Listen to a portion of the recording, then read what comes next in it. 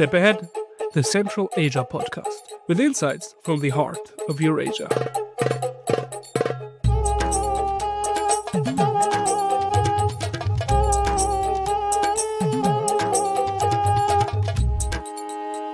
Welcome to our new podcast, Step Ahead, the Central Asia podcast.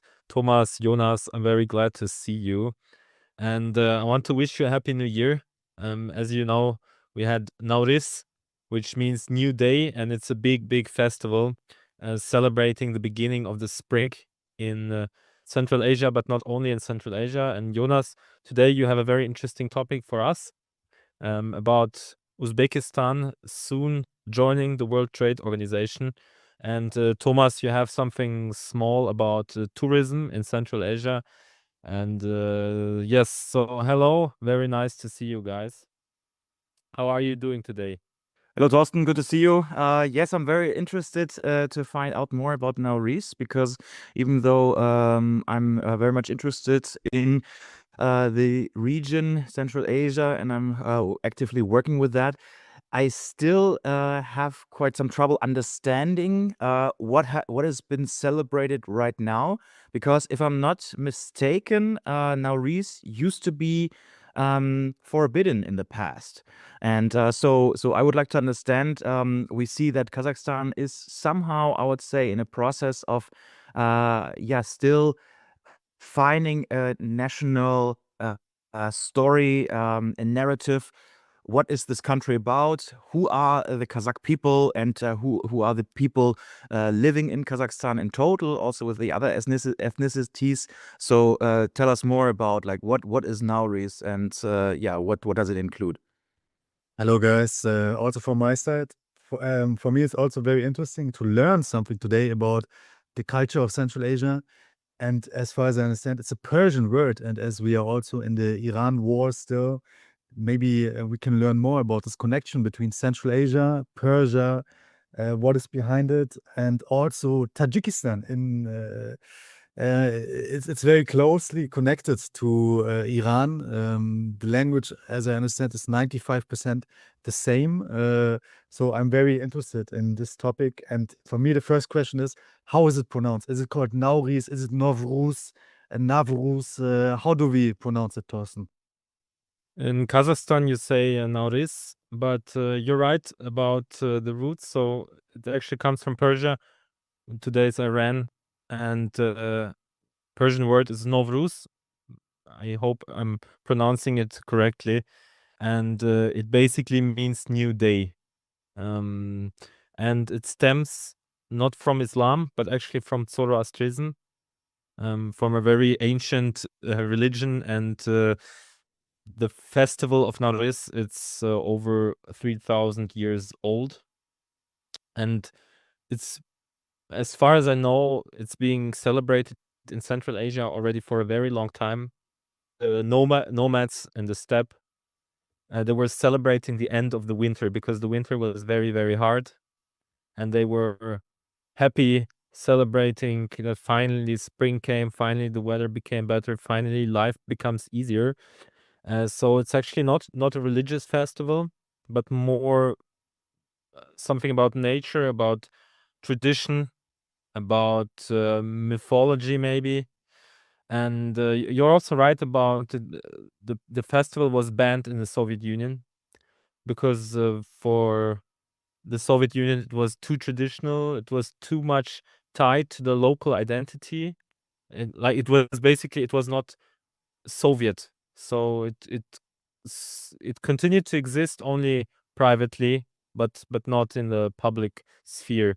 And what is also interesting, my wife, she's from Kazakhstan. Actually, she's from Astana, where I live right now, and she told me that she doesn't remember that, like, I don't know, 15, 20 years ago, it was celebrated like it's being celebrated today. And this is, for me, super interesting, because actually on 21st of March, so this is the actual Nauryz celebration day, I was at a very, like, a real Kazakh Nauryz celebration. And one of the things we ate there was a bowl. It's called Nauryz kozhe, Nauryz kozhe, and it's a soup, and it contains of 7 ingredients: meat, grains, something like milk or ayran, also water, fat, and salt.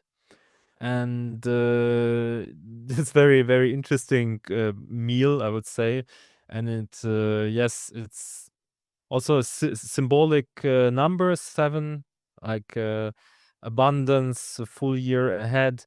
And it's directly connected to this nomadic lifestyle, which was common in back in the days in Kazakhstan. And there are a lot of these small details. For example, there was a big party also in our office. People were wearing traditional clothes. There was traditional music, dance performances, and yurts set up. So yurts were these temporary small houses, nomadic houses. And also what was really funny, maybe you know that people in Central Asia and Kazakhstan, they have a lot of debts. So private debts, especially through platforms like, for example, Kaspi. It's a bank, but also like you can basically buy everything. And yes, it's just common whether you have a wedding or you buy a new car or whatever. And in traditionally, Nauryz, like the day before Nauryz, is the day where you have to pay your debts. And someone made a joke at this party that now, like, you should log into your account and pay your debts. Which is also very interesting for me. And yes, it's also important to, if you're having a quarrel with someone, if you have a conflict, the day before Nauryz, it's the perfect time to settle this conflict, to make peace. And there are a lot of interesting details, and it's actually a very beautiful celebration.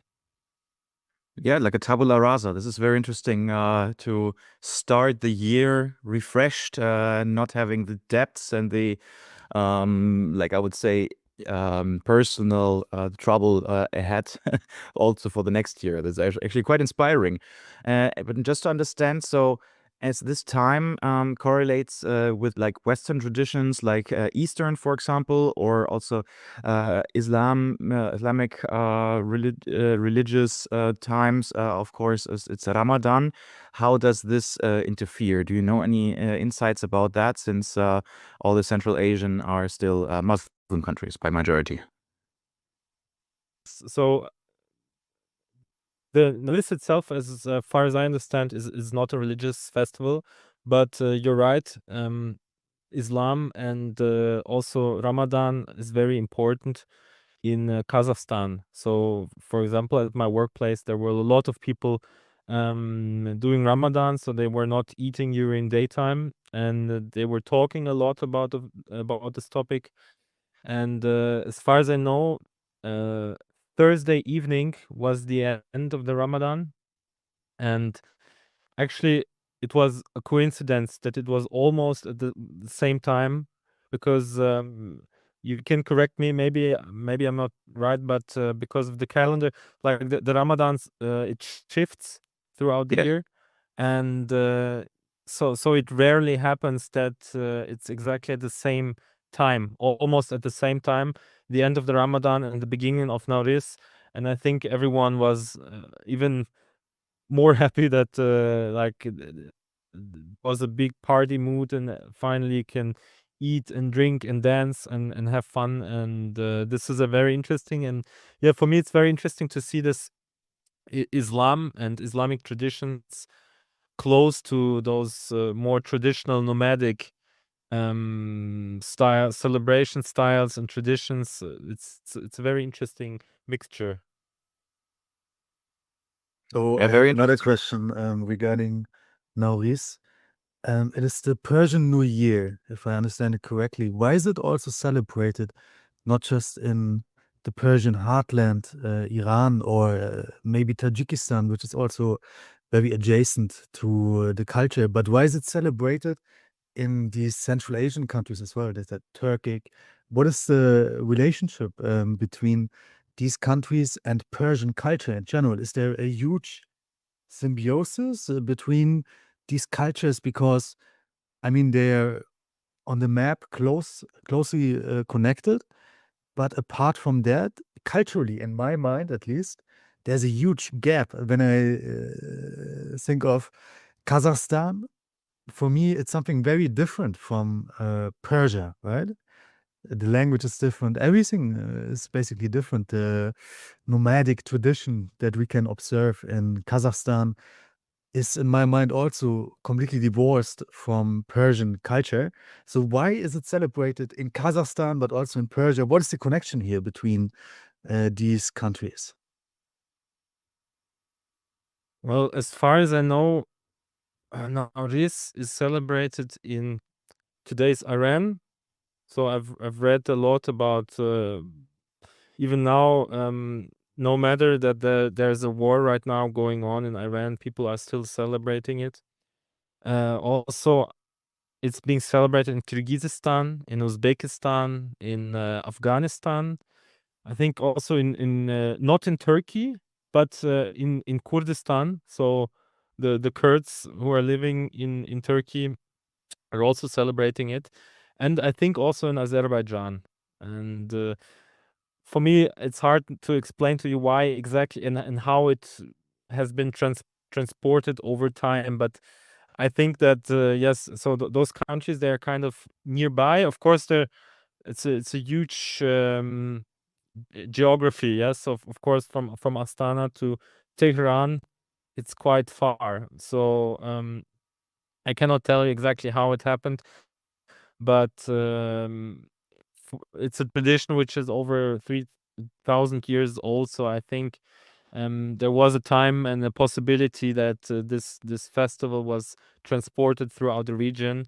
However, I've also read that every country has its small differences. So the celebration in Iran, it's not the same like it's in Kazakhstan. Yeah, but I'm not an expert here on Iran. It's also a very new festival for me. To be honest, it was the first time in my life when I celebrated Nauryz here, and it was a great experience. And I will also try to find out more about it, where it comes from, and yeah. Maybe the listeners, they can tell us in the comments a little bit more if they are from the region. Why is it celebrated in all these different countries? Even though in Germany we know it as the Persian New Year. What is the connection here? And also, what are some traditions that they have when they celebrate this specific date? For me, it's very interesting, something completely to reconsider the region and just to learn something about Nauryz, which is so much older than most religions nowadays, even. So Yes, actually, it's yes, very highly interesting. older than Christianity. So yeah, it's so if anyone has more information, please tell us. Yeah, so it's a great Nauryz festival, and Jonas, maybe we will switch to your topic not right now, because Yeah, sure. I'm So trying I to make this mixture. Yes, so Uzbekistan. I've read, I think already last year, about this very, very long process that they want to join the World Trade Organization. So what does it mean? Why do they want to do that? Can you tell us more about it, please, Jonas? Yes, sure. So, as you all know, the World Trade Organization has been an institution fostering economic development, free trade, and which has been quite criticized over the last couple of years due to the fact that its mechanisms in order to solve economic conflicts were not, as successful as desired. So the WTO, World Trade Organization, meets from time to time in minister conferences with the most relevant representative by each country. It has currently 164 members, and in the end of March, from March 26th until 29th, there will be the 14th minister conference in Yaoundé in Cameroon. Which in my opinion is in close connection because the head of the WTO is an African economist, a lady from Nigeria. And yes, so basically what happened over the last years is of course quite remarkable, because Uzbekistan opened with its economic agenda since around 2016-17, liberalized the country, opened to more free trade agenda.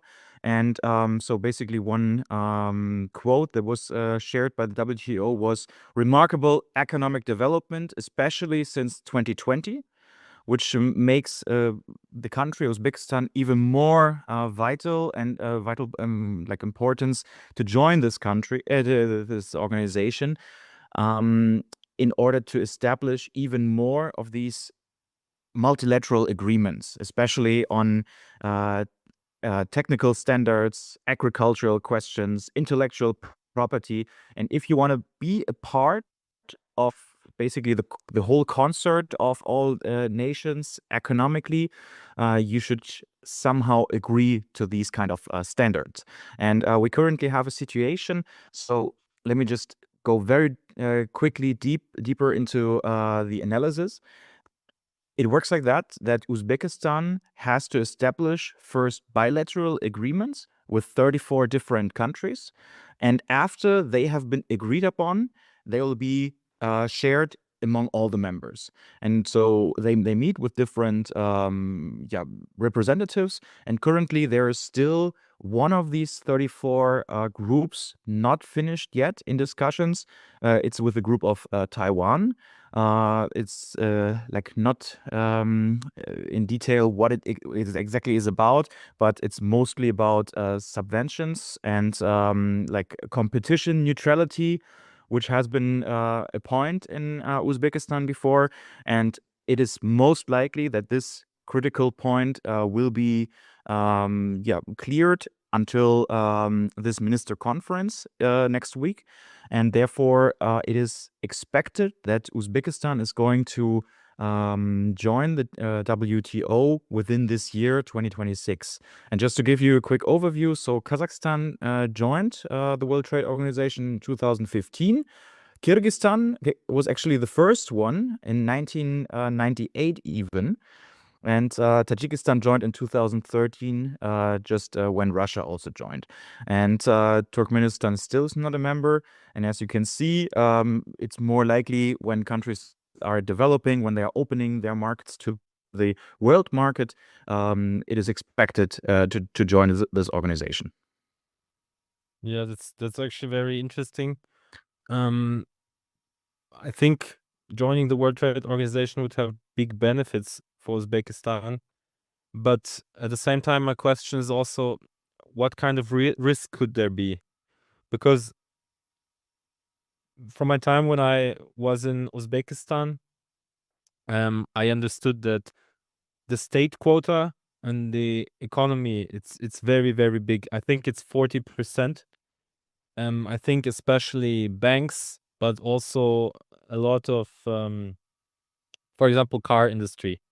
The car industry, there's a huge protectionist measures and very high import duties for foreign products. And I know that Uzbekistan is trying to privatize a lot of those state companies, but this is a process which is going very, very slow, and you cannot do it just like that.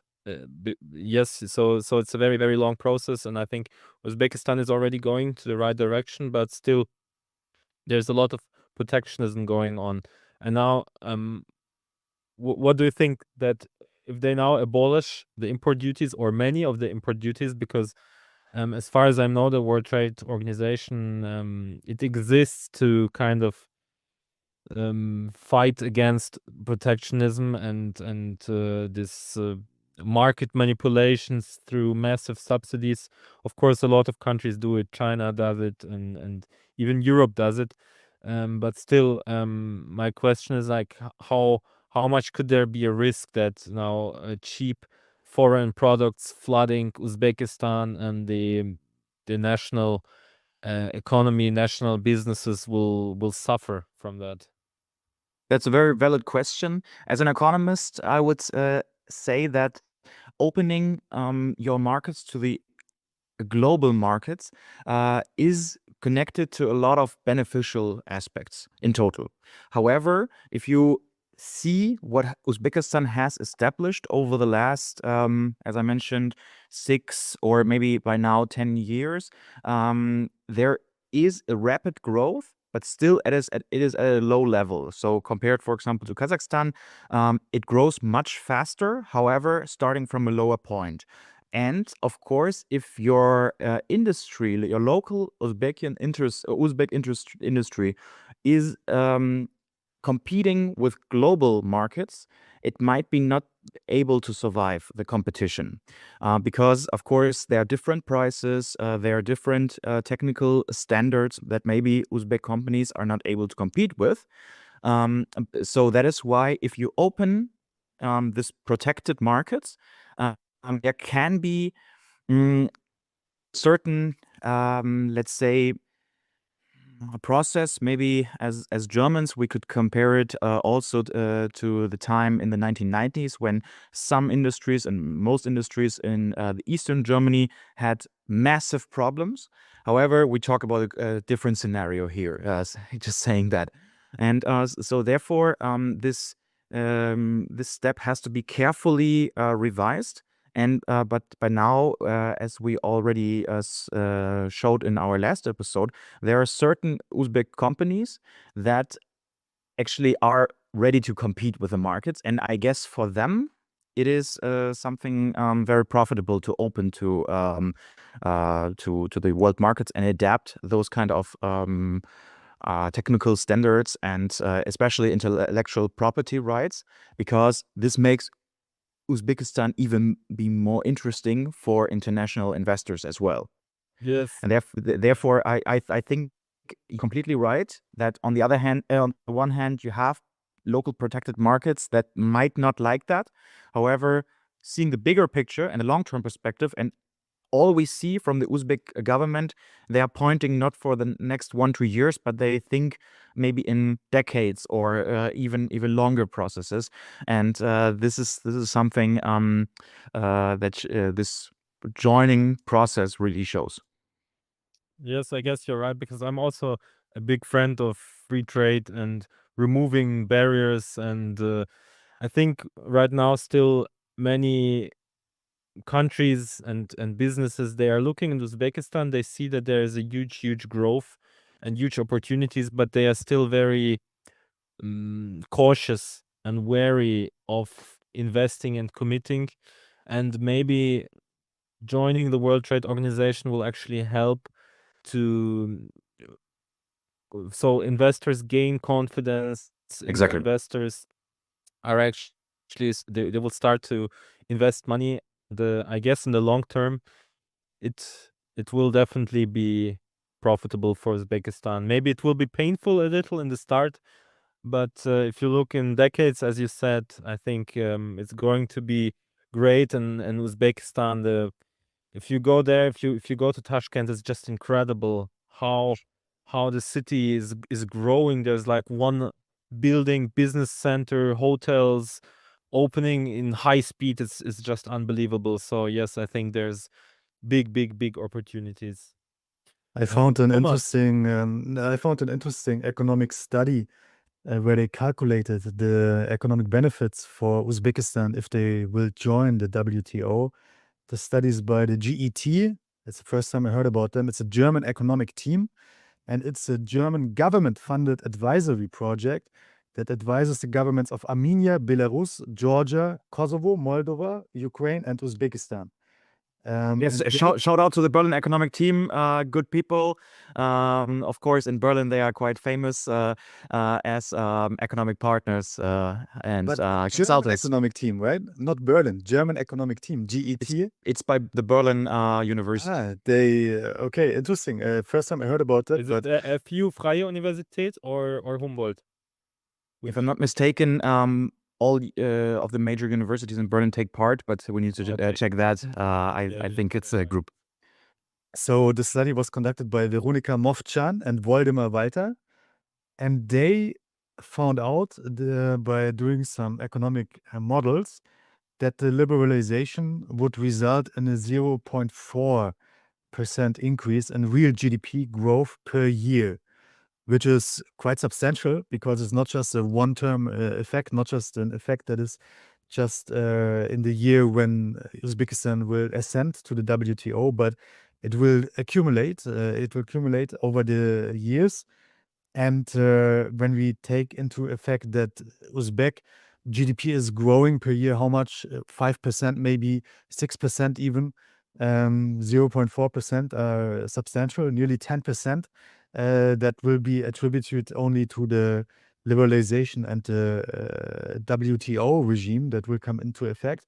So highly interesting study, and we can link it also in the show notes. Yeah, German economic team, a new economic powerhouse that I just discovered.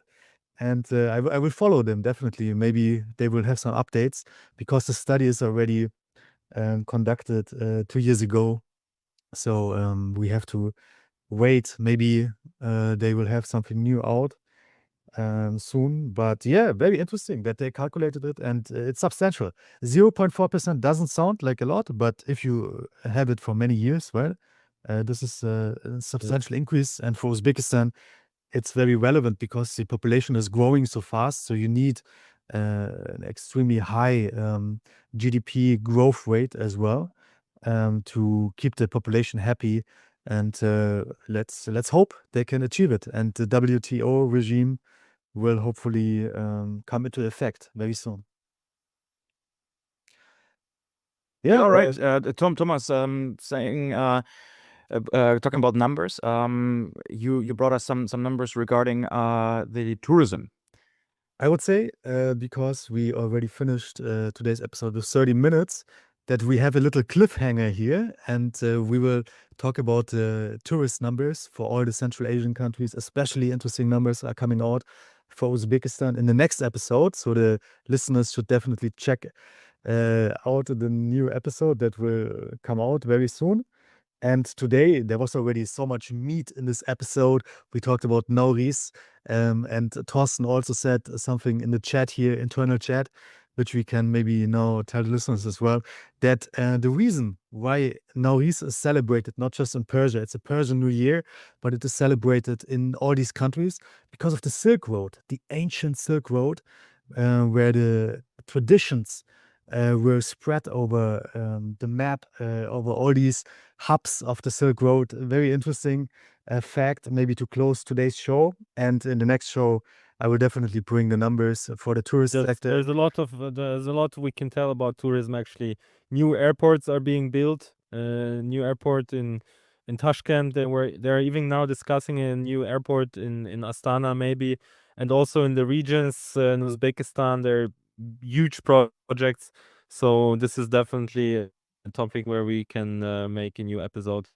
So yes, there's a cliffhanger, and please listen to our next episode. It's going to be interesting.